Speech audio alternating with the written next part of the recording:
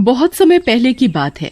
शहर से दूर नंदूपुर गांव में अजीत और उसकी पत्नी सीमा रहने आए थे। सीमा माँ बनने वाली थी। उनका एक बेटा भी था जिसका नाम नीलेश था। नीलेश बड़ा ही समझदार लड़का था। वो अपने माँ पापा से बेहद प्यार करता था। सभी लोग शहर से गांव में शिफ्ट हो जाते हैं। अजीत अपनी पत्नी और बेटे को समझाता है। सीमा, इस गांव में हम लोग नए नए हैं, अभी हम किसी को भी नहीं जानते और तुम माँ बनने वाली हो, इसलिए तुम्हें अपना ज्यादा ध्यान रखना होगा। और नीलेश, तुम भी ज्यादा इधर उधर मत जाना, अभी हमें यहाँ का कुछ पता नहीं है। ठीक है पापा आप चिंता न करें, मैं अपना और माँ का ख्याल रखूंगा। अच्छा, मुझे बाजार से कुछ सामान खरीदना है, तुम अपनी माँ के साथ घर पर ही रहना और किसी भी अजनबी को घर में मत आने देना। हाँ पापा, मैं माँ का अच्छे से ख्याल रखूंगा। अब आप सामान ले आओ। तुम मेरी बिल्कुल भी चिंता मत करो, नीलेश है न मेरे साथ। ठीक है ठीक है। ये कहकर अजीत बाजार से कुछ जरूरी सामान लेने चला जाता है। उसे सामान लेते लेते देर हो जाती है और रात भी होने वाली थी। अब मुझे घर चलना चाहिए, रात भी होने वाली है। नीलेश और सीमा मेरा इंतजार कर रहे होंगे। अजीत सारा सामान कार में रखकर अपने घर की ओर चल देता है। अजीत जिस रास्ते से जा रहा होता है, रात को कोई भी उस रास्ते से अकेले नहीं जाता था, क्योंकि उस रास्ते पर एक चुड़ैल घुमा करती थी। अजीत को उस चुड़ैल और रास्ते के बारे में पता नहीं था। अजीत जा ही रहा होता है, तभी उसे रास्ते में एक बूढ़ी औरत सड़क पर पड़ी दिखाई देती है। अरे ये सड़क पर कौन पड़ा है? लगता है कोई बेहोश पड़ा है, चलकर देखना चाहिए।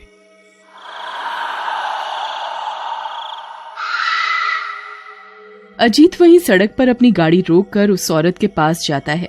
अजीत उस औरत को उठाकर उसके मुंह पर पानी के छींटे मारता है और उसे होश में लाने की कोशिश करता है।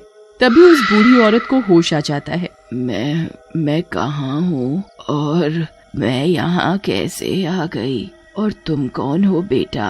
अम्मा, मेरा नाम अजीत है, मैं इस गांव में अभी नया नया आया हूँ। और आप इस सुनसान सड़क पर कैसे? मेरा कोई नहीं है, मैं बिल्कुल अकेली हूँ। भटकते भटकते पता ही नहीं चला कि कब मैं यहाँ आ गई। कई दिनों से भूखी होने के कारण शायद मैं बेहोश हो गई। अम्मा, अब इतनी रात में तुम कहाँ जाओगी? पता नहीं बेटा, कहाँ किस्मत ले जाएगी। मुझ पे सहारा का कोई भी तो नहीं जिसके यहाँ मैं चली जाऊँ। अम्मा, तुम मेरे साथ मेरे घर चलो, जब तक तुम चाहो मेरे घर पर रहना। अजीत उस बूढ़ी औरत को अपने साथ अपने घर ले जाता है। अजीत जिसे बूढ़ी औरत समझ रहा था, वो और कोई नहीं एक डरावनी चुड़ैल थी जो पैदा हुए बच्चों को खा जाती थी।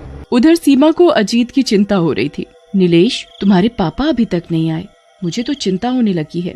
माँ, आप ऐसे ही परेशान हो रही हो, पापा बस आते ही होंगे। तभी अजीत भी आ जाता है। मान लो पापा भी आ गए, आप बेकार में ही चिंता कर रही थी। क्या हुआ? तुम लोग परेशान क्यों हो रहे हो? वो पापा, माँ को आपकी बहुत चिंता हो रही थी। तुम भी ना सीमा, कुछ ज्यादा ही फिक्र करती हो। तुम आ गए? माँ, मैंने कहा था ना पापा आ जाएंगे। तभी सीमा का ध्यान उस बूढ़ी औरत पर जाता है। ये अपने साथ आप किसे ले आए हैं और ये है कौन? बताता हूँ सब बताता हूँ, पहले मुझे थोड़ा पानी तो पी लेने दो। नीलेश अपने पापा को पानी पिलाता है। पानी पीकर अजीत सीमा और नीलेश को उस औरत के बारे में सब बताता है। पर पापा, किसी अनजान औरत को इस तरह से घर में लाना ठीक नहीं है, हम इनके बारे में कुछ जानते भी तो नहीं। बेटा, ये बेचारी तो खुद बेसहारा है, ये भला किसे नुकसान पहुंचा सकती है? बेटा, मुझे लगता है तुम्हारे बेटे को मेरा यहाँ रहना अच्छा नहीं लग रहा। कोई बात नहीं, मैं यहाँ से चली जाऊंगी। नहीं अम्मा, ऐसी कोई बात नहीं है, तुम हमारे ही साथ रहोगी। पर पापा, मैंने कहा ना, अम्मा हमारे ही साथ रहेंगी बस। अजीत नीलेश को चुप करा देता है और उसकी एक नहीं सुनता। मुझे कुछ नहीं सुनना, ये हमारे साथ हमारे घर में ही रहेंगी। सही तो है, ये आपने ठीक किया, नहीं तो ये बेचारी इतनी रात में कहाँ जाती। अम्मा सीमा का पेट देख रही होती हैं। तुम माँ बनने वाली हो? हाँ अम्मा, अब मैं आ गई हूँ ना, मैं तुम्हारा अच्छे से ख्याल रखूंगी। वैसे तुम्हारा बच्चा कब होगा? अम्मा, बस कभी भी हो सकता है। ये तो बड़ी अच्छी बात है। चुड़ैल मन ही मन बच्चे की बात सुनकर बड़ी खुश होती है। बस जल्दी से इसका बच्चा हो जाए, फिर मैं उस जन्मे बच्चे को खाकर मुझ में और भी शक्तियां आ जाएंगी, फिर मैं कभी नहीं मरूंगी। बस एक बच्चा और। नीलेश उस बूढ़ी औरत को देखने लगता है। तभी उसे उस बूढ़ी औरत की आंखों में एक अजीब सी रोशनी दिखाई देती है। उसकी अजीब सी आंखें देख नीलेश डर जाता है। नीलेश मन ही मन सोचने लगता है, कुछ ठीक नहीं है, मुझे ऐसा क्यों लग रहा है जैसे मानो कोई बुरी शक्ति आ गई। सीमा, अम्मा को भूख लगी होगी, तुम उनके लिए खाना लगा दो। सीमा अम्मा के लिए खाना लाने चली जाती है। अम्मा, आप आराम से बैठकर खाना खाओ। चुड़ैल खाना खाने लगती है। उसे खाना खाते देख नीलेश को कुछ अजीब सा लगता है। सीमा बिटिया, खाना तो तुमने बड़ा अच्छा बनाया है। क्या अम्मा जी, आप भी। सीमा अम्मा को उनके कमरे में सुलाओ। सीमा चुड़ैल को कमरे में सुला आती है। सब लोग भी अपने अपने कमरे में जाकर सो जाते हैं। सब लोग जब गहरी नींद में सो रहे होते हैं तब अम्मा अपने कमरे में अपने असली चुड़ैल रूप में आ जाती है। उधर नीलेश को अम्मा के बारे में सोच सोच कर नींद नहीं आ रही थी। मुझे ऐसा क्यों लग रहा है जैसे ये औरत ठीक नहीं है। कुछ तो गड़बड़ है, मुझे इसका पता लगाना पड़ेगा। नीलेश अपने कमरे से निकलकर अम्मा के कमरे की खिड़की से झांक कर देखता है तो उसके होश उड़ जाते हैं।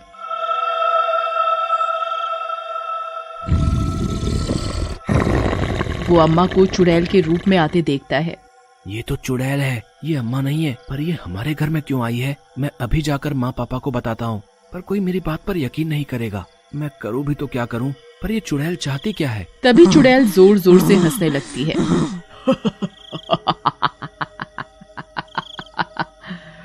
अब तो जल्दी से सीमा का बच्चा हो जाए, फिर मैं उसे मार कर खा जाऊंगी। उसे खाते ही मैं और भी बुरी शक्तियों की स्वामी बन जाऊंगी। ये तो मेरे भाई के जन्म लेते ही उसे खा जाएगी। ये तो बड़ी खतरनाक चुड़ैल है। मैं क्या करूं? मेरी तो कुछ समझ में नहीं आ रहा। नीलेश चुपचाप वहाँ से अपने कमरे में जाकर लेट जाता है। उसे चुड़ैल के बारे में सोचते सोचते नींद आ जाती है। और अगले दिन सीमा, मैं कुछ जरूरी काम से बाहर जा रहा हूँ, तुम अपना ध्यान रखना। पापा, आप कहीं मत जाओ। ये तुम्हें क्या हुआ? तुम तो कभी ऐसा नहीं करते, फिर आज क्या हुआ? बस ऐसे ही। आज आप घर पर ही रहो। माँ की भी तबीयत ठीक नहीं है। माँ को कभी भी अस्पताल लेकर जाना पड़ सकता है। नीलेश, मैं ठीक हूँ। अभी अस्पताल जाने का समय नहीं आया है। जब आएगा मैं खुद बता दूंगी। तुम नाहक ही परेशान हो रहे हो। चुड़ैल नीलेश की बात सुनकर अंदर ही अंदर गुस्सा होती है और नीलेश को अपनी डरावनी आंखों से देख रही होती है। नीलेश उसकी लाल आंखें देखकर बुरी तरह डर जाता है। अरे, मैं हूँ ना, तो चिंता किस बात की? जब बच्चा होगा ना, मैं सीमा का पूरा ध्यान रखूंगी और खुद सीमा को लेकर अस्पताल जाऊंगी। नीलेश मन ही मन कहता है। इसी बात का तो डर है कि तू चुड़ैल मेरे भाई को जन्म लेते ही खा जाएगी, पर मैं ऐसा नहीं होने दूंगा। तभी थोड़ी ही देर में सीमा की तबीयत खराब हो जाती है। वो नीलेश से कहती है, नीलेश, जल्दी से अपने पापा को फोन करके बुलाओ। हाँ माँ, मैं अभी अभी पापा को फोन करता हूँ। नीलेश माँ को बताता है। माँ, पापा का फोन नहीं लग रहा। अम्मा, मेरी तबीयत बहुत खराब है, आप जल्दी से मुझे अस्पताल ले चलो। हाँ सीमा बिटिया, तुम चिंता मत करो, मैं तुम्हें अभी अस्पताल ले चलती हूँ। चुड़ैल सीमा को अस्पताल ले जाती है। उधर सीमा एक सुंदर बच्चे को जन्म देती है। सीमा होश में नहीं थी। चुड़ैल बच्चे को गोद में लेकर सोचती है, अब वो दिन दूर नहीं जब मेरे साथ बुरी शक्तियाँ होंगी, पर मुझे उससे पहले इस बच्चे की पूजा करनी होगी, तभी मैं इसे खा सकती हूँ। उधर नीलेश चुड़ैल की नजर बचाकर अपने पापा को फोन करके चुड़ैल के बारे में सब बताता है। नीलेश बेटा, तुम चिंता मत करो, तुम अपनी माँ के साथ ही रहना, उसे बिल्कुल भी अकेला मत छोड़ना। मैं गांव वालों से किसी तांत्रिक के बारे में पता करके उसे घर लेकर आता हूँ। अजीत गांव वालों को उस चुड़ैल के बारे में सब बताता है। बाबूजी, वो चुड़ैल बड़ी खतरनाक है। हम एक तांत्रिक को जानते हैं, वो तुम्हारी मदद जरूर करेंगे। हम अभी तुम्हें उस तांत्रिक के पास लेके चलते हैं। गांव वाले अजीत को तांत्रिक के पास ले जाते हैं और वो तांत्रिक बाबा को सब बताता है। तांत्रिक बाबा जी, मेरी पत्नी और मेरे जन्मे बच्चे को बचा लो। वो चुड़ैल बड़ी ही खतरनाक है, मुझे अभी तुम्हारे साथ तुम्हारे घर पर चलना होगा। चुड़ैल भी सीमा और उसके जन्मे बच्चे को लेकर घर आ जाती है। तब तक अजीत तांत्रिक को भी घर लेकर पहुंच चुका होता है। अजीत सीमा और अपने बच्चे को देखकर खुश होता है और वो अपने बच्चे को गोद में उठा लेता है। सीमा, तुम ठीक हो? और मेरा बच्चा कैसा है? अजीत, तुम बच्चे और अपनी पत्नी को लेकर अलग खड़े हो जाओ। चुड़ैल तांत्रिक को देखकर गुस्से से आग बबूला हो जाती है। हे तांत्रिक, दूर रह मुझसे, नहीं तो तू वो मौत मरेगा। ऐ चुड़ैल, तेरा खेल खत्म, तू इस बच्चे का कुछ नहीं बिगाड़ पाएगी। तांत्रिक आग जलाकर मंत्र पढ़ने लगता है और उस पर मंत्र पढ़ी हुई भभूत डालता है। मुझे छोड़ दो, मुझे मत मारो, मेरा शरीर जल रहा है। तांत्रिक मंत्र पढ़ता रहता है और भभूत चुड़ैल पर डालता रहता है। तभी चुड़ैल जलकर भस्म हो जाती है और अजीत के बच्चे की जान बच जाती है।